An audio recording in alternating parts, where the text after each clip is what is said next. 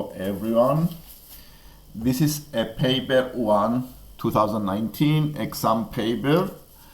This is the exercise on factor theorems, and we are going to see the first exercise is on factor theorems, and the other exercise we are going to cover on this lesson will be trigonometric identities and equations. So let's start the lesson. So you see here on the screen the function 2x to the power of 3 minus 13x squared plus 8x plus 48. If you like the lesson, please subscribe so you can see lessons like this one in the future. So the first part is to show that the x minus 4 is a factor of the function f. In this case, to answer this question, we need to use the factor theorem. And the factor theorem says that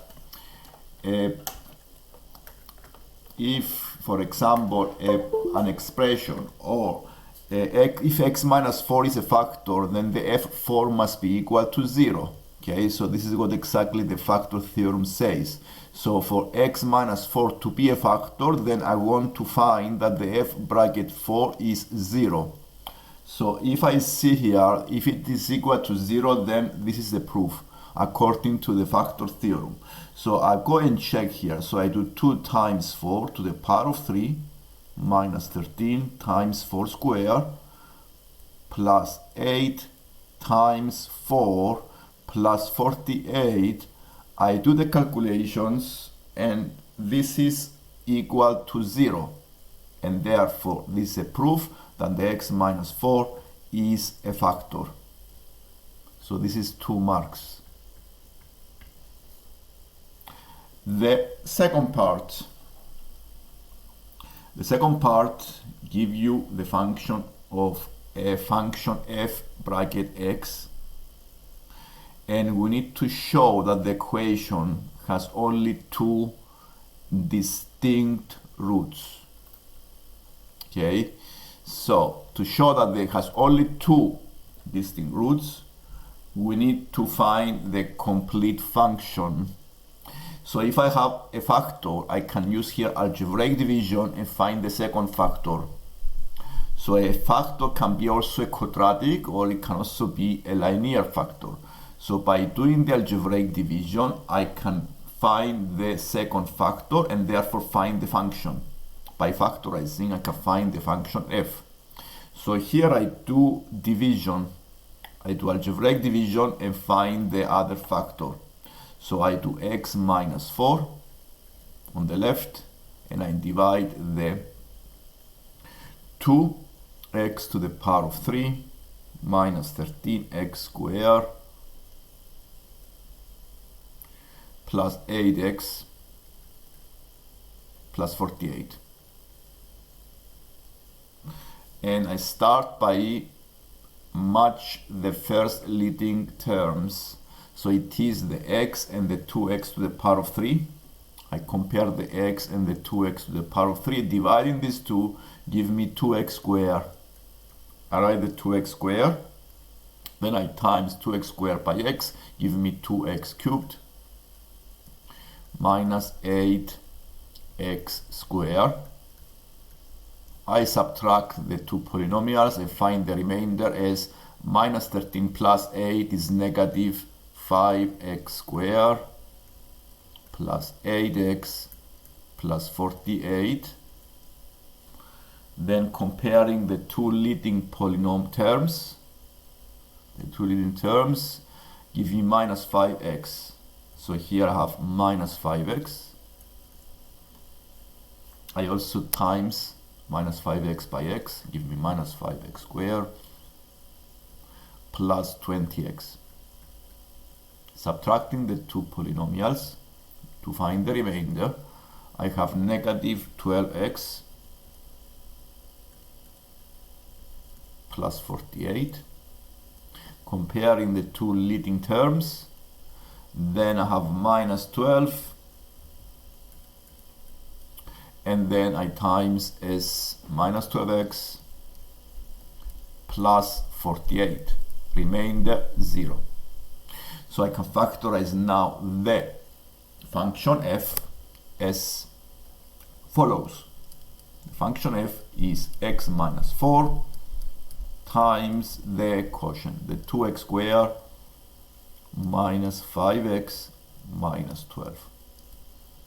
And since I'm looking to find the solutions, then I need to make the function equal to 0 and solve this function.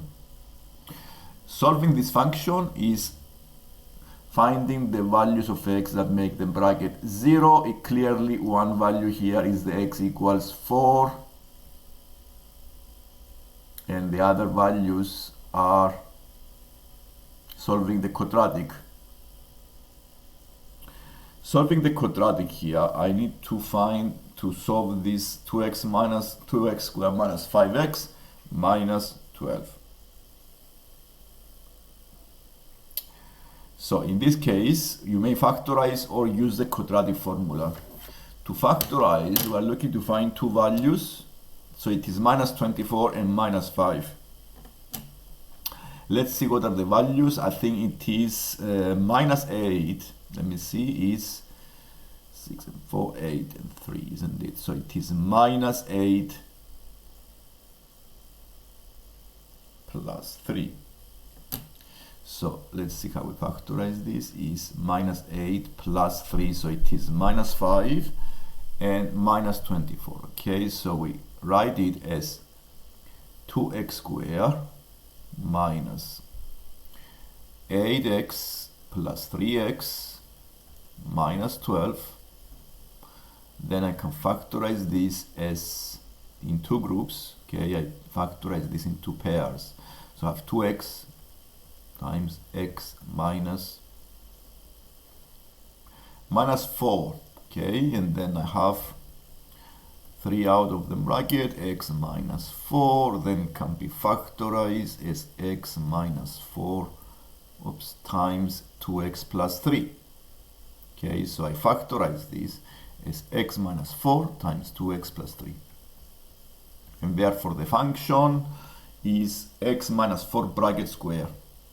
Okay, that's why I have a minimum at the x equals 4. So I can factorize as x minus 4 bracket square times 2x plus 3, and it clearly has only two solutions. Because the 4 is repeated solution, you have a minimum point when the x is 4. And the other solution is negative 3 over 2, which is on the negative side. This is the minus 3 over 2. And this is a proof again. Okay, this is a proof that I have only two solutions. And one is a repeated solution, and that's why I have a minimum point when the x is 4. Let's go to the number C.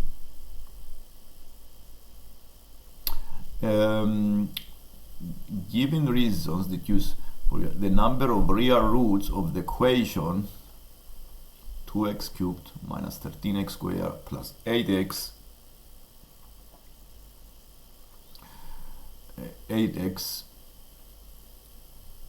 plus 46. Let's compare the two functions here, because the original function is this one. Okay, and by comparison you may find a transformation that changes one function into the other. Okay, so if you compare these two functions here, this is the original function here. Okay, this is the original function, and what I need to compare here is the function that I have above given. And the only difference you see here is the plus 46. Okay, so if you compare these two functions, you see it's a transformation that you add a number at the end. And this transformation is basically you subtracted 2, isn't it? Because what I need to have is 2x cubed minus 13x squared plus 8x plus 46. The only difference here, to go from the first into the second, I subtracted 2, which is the transformation fx minus 2. This is a vertical translation 2 units down.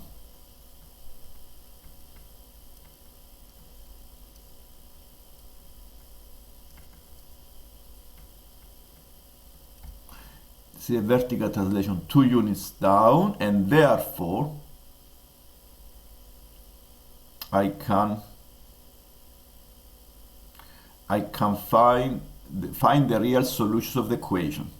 Now, if I have the original graph, if I move the original graph down by 2 units, then the minimum point is going into the down into the negative axis and then I have 3 solutions. Okay, so if you move this graph by 2 units down, then obviously you have 3 solutions. So if you have this type of graph, basically, okay, you have this type of graph. So you move down by 2 units, so the type of graph you have is this type of graph, okay? So obviously you have 3 solutions because you have 3 x-intercepts. And that's all. Here you answer the question by doing this, by recognizing the transformation. The number d, given that the k is a constant and the curve with equation f bracket x plus k passes through the origin, find the 2 possible values of k. So with the function f, we already have the graph,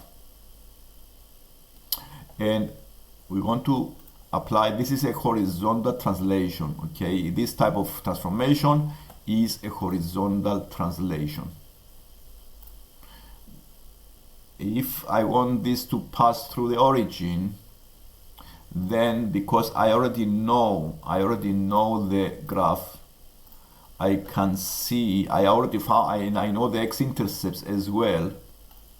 I can find easily the transformation that the value of k that moves the x-intercept into the origin, okay, because I already have the x-intercepts. So if the original graph is in this is the original graph, and I want to move this graph through the origin, okay, to move it can be horizontal, because this transformation, the f bracket x plus a, is a horizontal translation.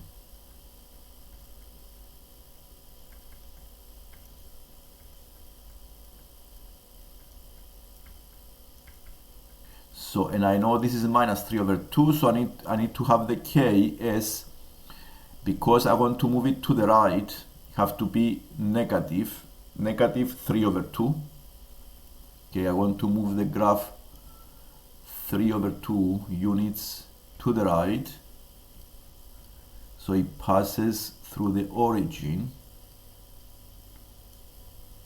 So one solution for k is the k can be minus 3 over 2, because I want to find what transformation brings the graph through the origin. So it can be this transformation, fx minus 3 over 2. And the other transformation can also be, I can move also the graph to the left, so I have the minimum at the origin. And this transformation that brings horizontally to the left is fx plus 4. Okay, fx plus 4. So it can be either minus 3 over 2 or plus 4, the value of the k. And then we answer this part of the question, which is about 2 marks. Okay, 2 marks. Find 2 possible values of k. So this is a horizontal translation. It can be either to the right or to the left. The next exercise is trigonometric identities. We are going to solve this exercise, which means you have to prove this identity. To prove this identity, we need to use trigonometric identities here. And from the left-hand side, we need to find the right-hand side. And we start by applying the trigonometric identities. So we start from the left-hand side. and the left hand side is 10 sine square theta. I can replace the sine square theta by 1 minus cos square theta. Then subtract 7 cos theta plus 2 over the 3 plus 2 cos theta.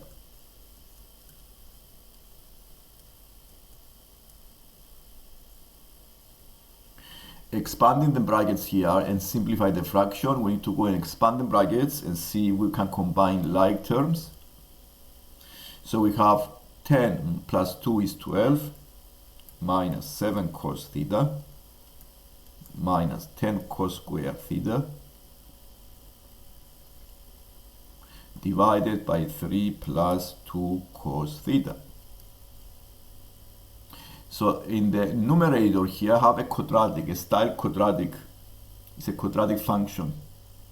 And if you try to factorize, so if you make the minus 10, you may write it as a quadratic, for example, minus 10x squared minus 7x plus 20, and try to factorize this. To factorize this, you may put the minus 1 outside the bracket and use the 7x minus 12. So we have to find two numbers. Try to find two numbers when the multiplication give us minus 120 and the addition give you 7. And if we can find the factors, now you need to use the factor tree and find the factors that give you a multiplication of minus 120 and addition of 7. So to find the factors, now this is one example is, let's try different factors. You may use the factor tree. 120 is 120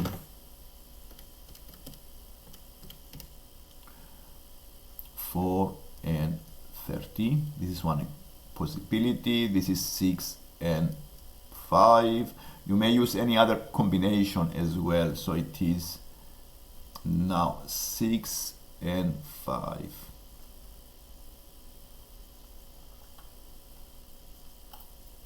So let's try another pair here. So it is have to have addition of 7. So it needs to be 15 and 2. So 15 and 6, 15, no, 3 and 5. So let's find the factors here. So it is 5 and 3.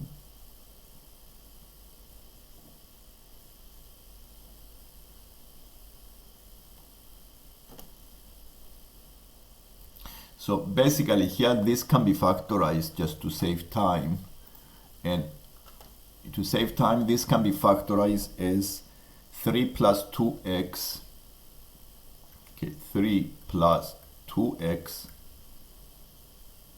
times 4 minus 5x, okay, and therefore I can factorize the numerator as 3 plus 2 cos theta bracket 4 minus 5 cos theta divided by 3 plus 2 cos theta, and you see here that I cancel the 2, these are common factors, and therefore this is 4 minus 5 cos theta. And the second part is to solve an identity, the equation. Because we already proved that this is equivalent to 4 minus 5 cos theta, the equation that we're trying to solve here is 4 minus 5 cos theta. 4 minus 5 cos theta is equal to 4 plus 3 sine x.